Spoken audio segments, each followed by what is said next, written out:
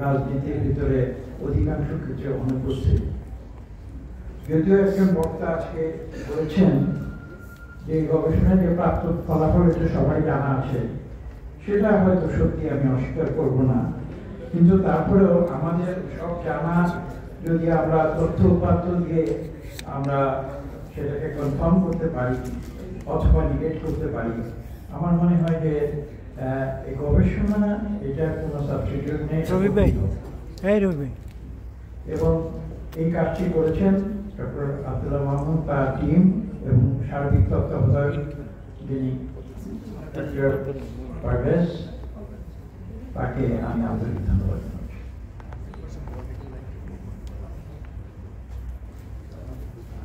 এই কক্ষে শ্রোতা নাই এটা বলা হয়েছে, একটি গল্প বলেছেন একজন বক্তা। আমি স্বীকার করি কক্ষে শ্রোতা নেই, কিন্তু আমি পাশাপাশি আন্তরিক ধন্যবাদ জানাই এই কক্ষে কিন্তু শ্রোতাদের চোখ রয়েছে। শ্রোতাদের চোখ রয়েছে ঘরের ভেতরে প্রায় 40টি টেলিভিশন ক্যামেরার মাধ্যমে, এবং তারা কিন্তু আজকে আমরা কি বলছি ঘরের ভিতরে কেউ না থাকলেও তারা কিন্তু সারা বাংলাদেশে বা বিশ্বে যারা বাঙালি যারা আছেন, বাংলাদেশের মানুষ যারা সারা বিশ্বে আছেন, তাদের সবার কাছেই বার্তা তারা পৌঁছে দিচ্ছেন।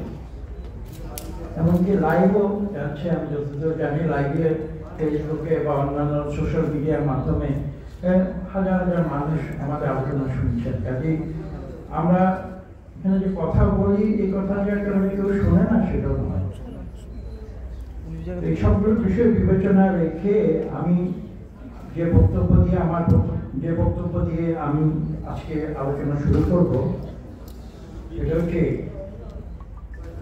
বিশেষ করে মিডিয়া সাংবাদিকরা তারা শিরোনাম খুঁজেন, সেভাবেই আমি শুরু করছি এবং কিছুটা আত্মসমালোচনার সুরেও করছি। কাজে আপনারা সেই আগে গিয়ে আমার বক্তব্য নেবেন, আমি অন্যকে সমালোচনা করার জন্য বলছি না।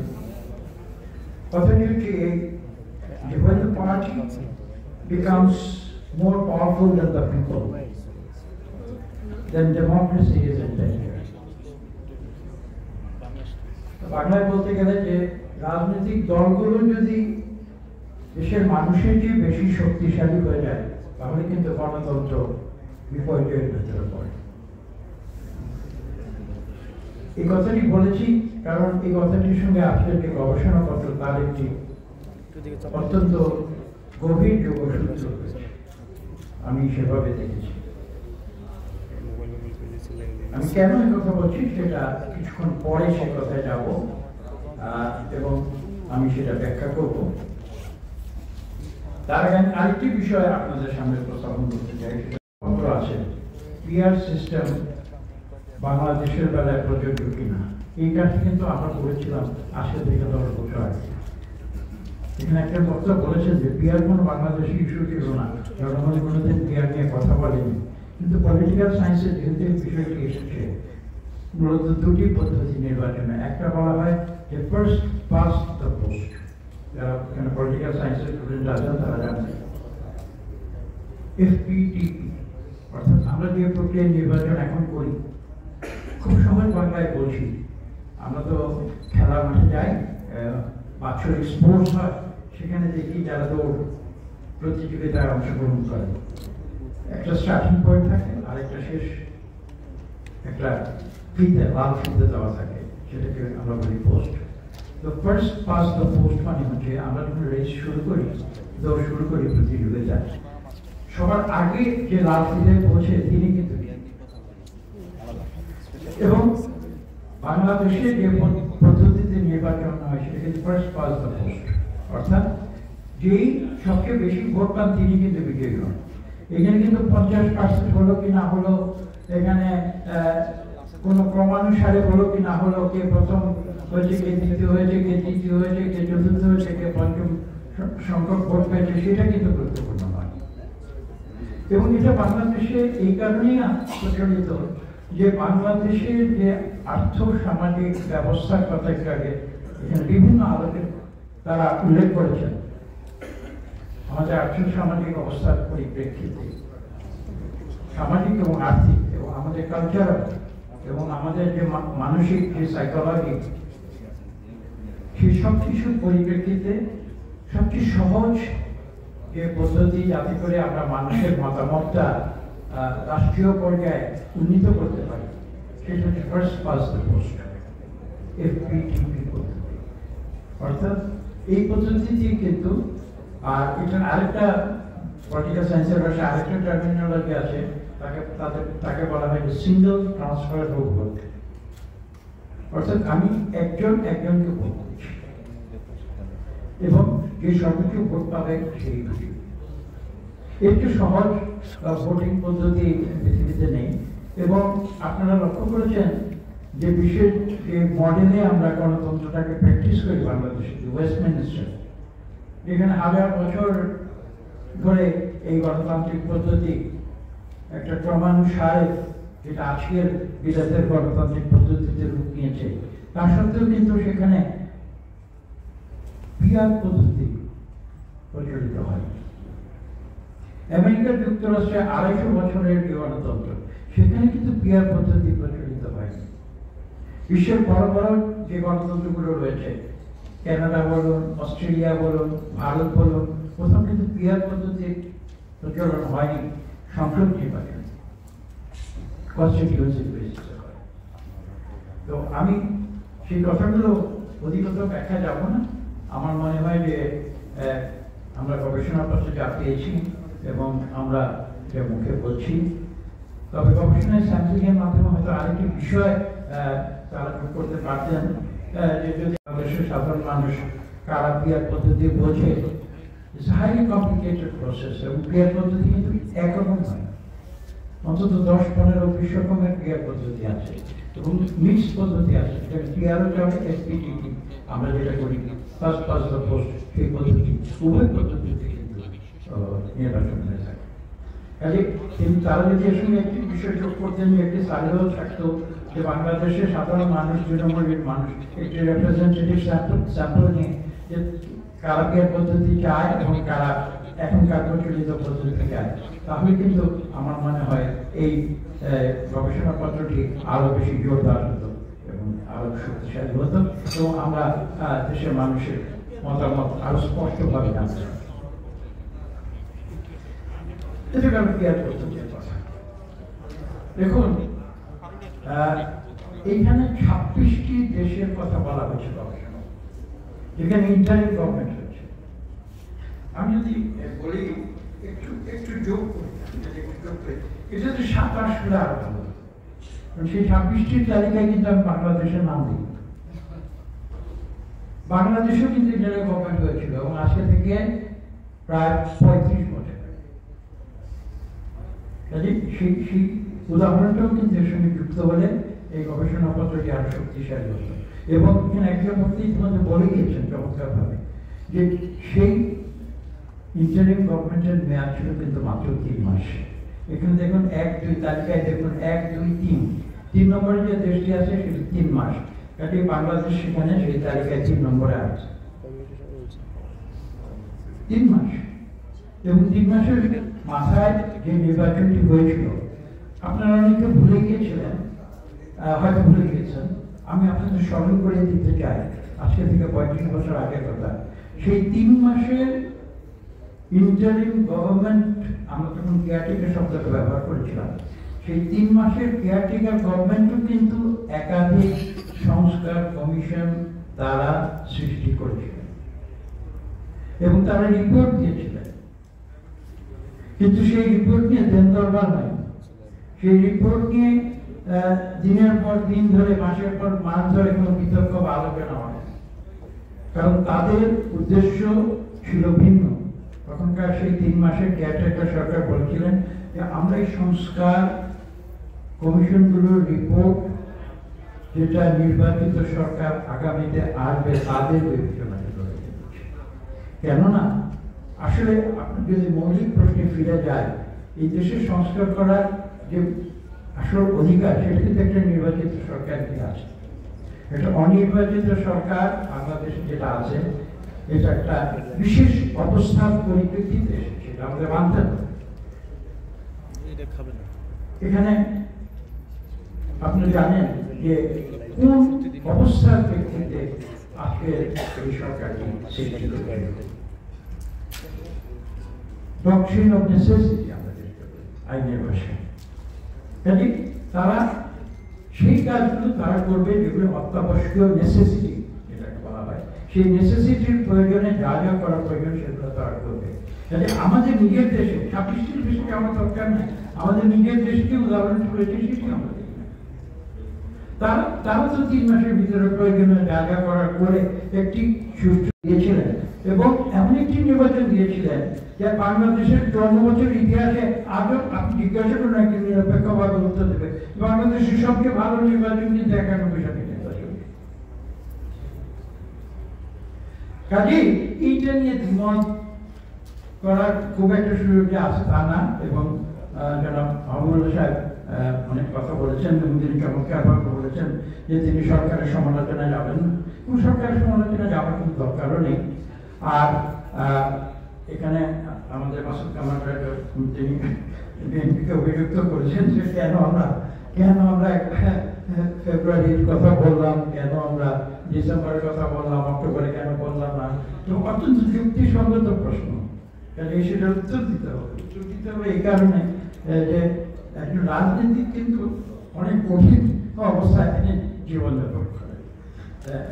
একজন সাংবাদিক তার যে কর্মপদ্ধতি, একজন ইঞ্জিনিয়ার তার যে কর্মপদ্ধতি, একজন ডাক্তার এখানে মঞ্চে বসে আছেন তাদের যে কর্মপদ্ধতি, একজন শিক্ষক তার যে কর্মপদ্ধতি, একজন আইনজীবী তার যে কর্মপদ্ধতি, তার এই সব কিছু মিলে কিন্তু রাজনীতিকে কাজ করতে হয়।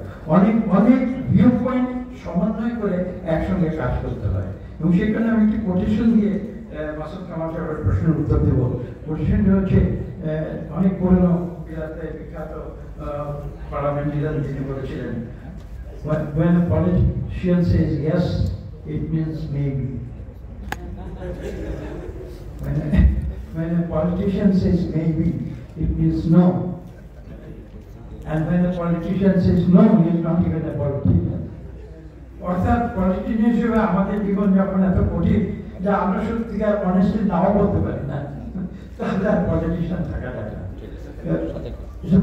মূল বক্তব্য হচ্ছে, আমি যদিও নির্মাণ করে বলছি, এটা মূল বক্তব্য হচ্ছে একজন পলিটিশিয়ান সবকিছু সমন্বয় করে কাজ করতে হয়।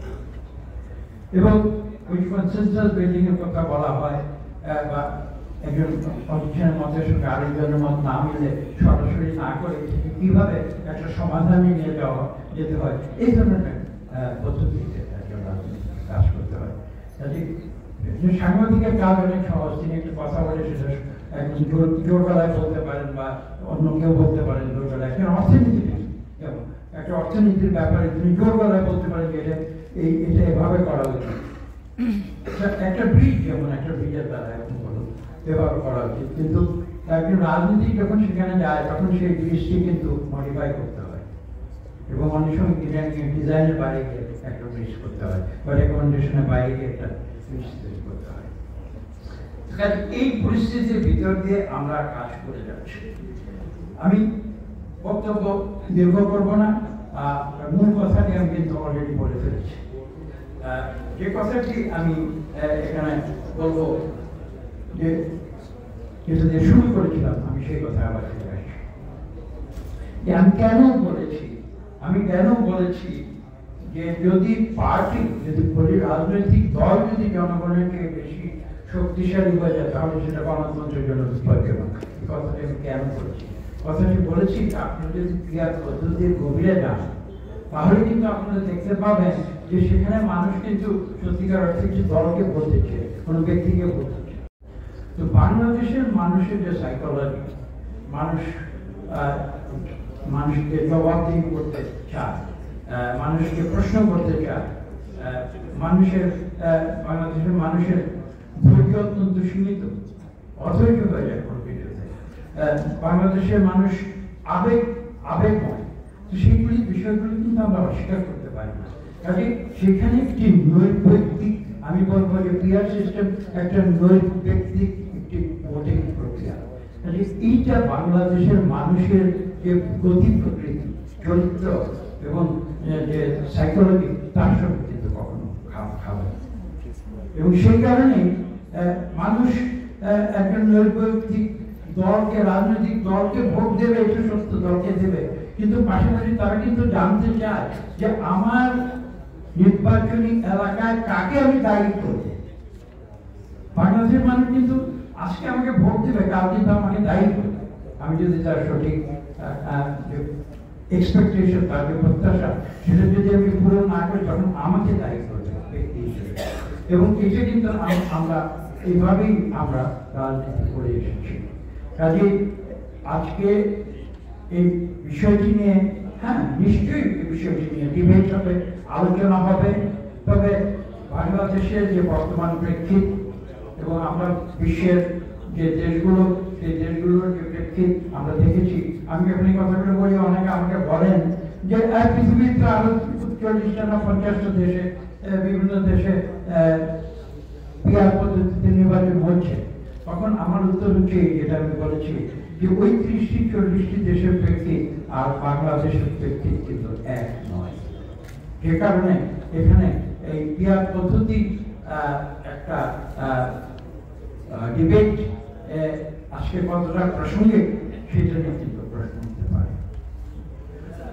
আরেকটি কথা উঠেছে, এই গণতান্ত্রিক সরকার, যত 3টি অংশ আছে আজকের আলোচনা। একটা হচ্ছে গণতন্ত্র উত্তরণ, তো সেই বিষয়টা বলছি যে এই যে একটি গণতান্ত্রিক সরকারে যাবার বাংলাদেশের মানুষের যে ইচ্ছে, সেই ইচ্ছেটা পূরণ করার বিষয়ে যত বিলম্ব হবে তত সমস্যা দেখা দেবে। ইতিমধ্যে সমস্যা দেখা গেছে। ববি আজাদ ছিলেন, তিনি চলে গেছেন, তিনি প্রধান উপদেষ্টার সঙ্গে তার বক্তব্যের কিছু বিবরণ দিয়েছেন।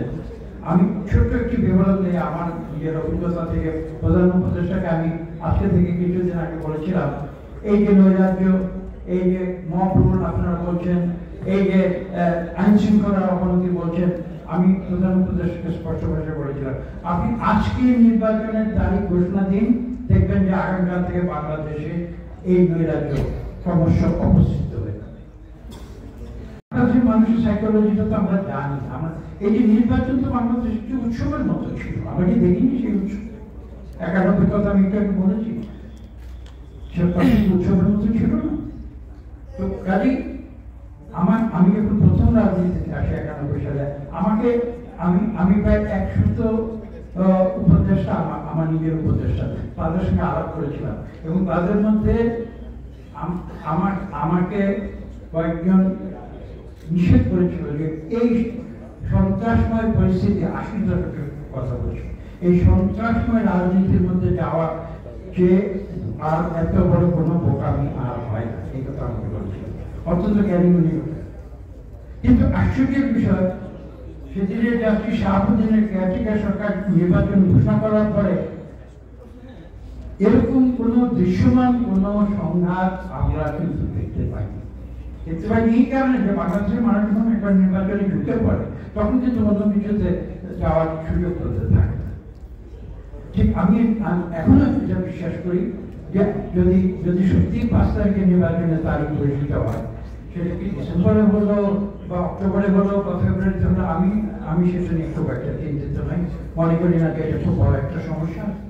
যদি কোনো অহেতুক বিলম্ব না হয়, নির্বাচন তারিখ যাতে ঘোষিত হয়। আজকে আমরা যে বিষয়গুলো, যে সার্বিক সমাজের যে পরিস্থিতিগুলো নিয়ে আমরা চিন্তা ভাবনা করছি, আমরা যে শঙ্কিত হচ্ছি, এই যে নৈরাজ্য যেটা বললাম, আইন শৃঙ্খলার যে পরিস্থিতি সেটা বললাম, এই যে বিভিন্ন পরিস্থিতি আজকে সৃষ্টি হচ্ছে, আমার বিশ্বাস, আমার দৃঢ় বিশ্বাস যে নির্বাচনের তারিখ ঘোষণার সঙ্গে সঙ্গে বাংলাদেশের সমাজ, বাংলাদেশের যে সার্বিক পরিস্থিতি, সেটা একটা নিয়ম শৃঙ্খলার ভিতরে ফিরে আসবে এবং মানুষ তাদের গণতান্ত্রিক যে অধিকার, যে গণতান্ত্রিক অধিকার প্রতিষ্ঠার জন্য আজকে থেকে 1 বছর আগে ছাত্র জনতা বিদ্রোহ করেছিল। আমি বিদ্রোহ শব্দ ব্যবহার করি, অনেকে আমরা জানি না সঠিক কোনটা শব্দকে, বিদ্রোহ, বিপ্লব বা কোনটা কি হবে না হবে, আমি বিদ্রোহ শব্দটাই ব্যবহার করেছি। তারা কিন্তু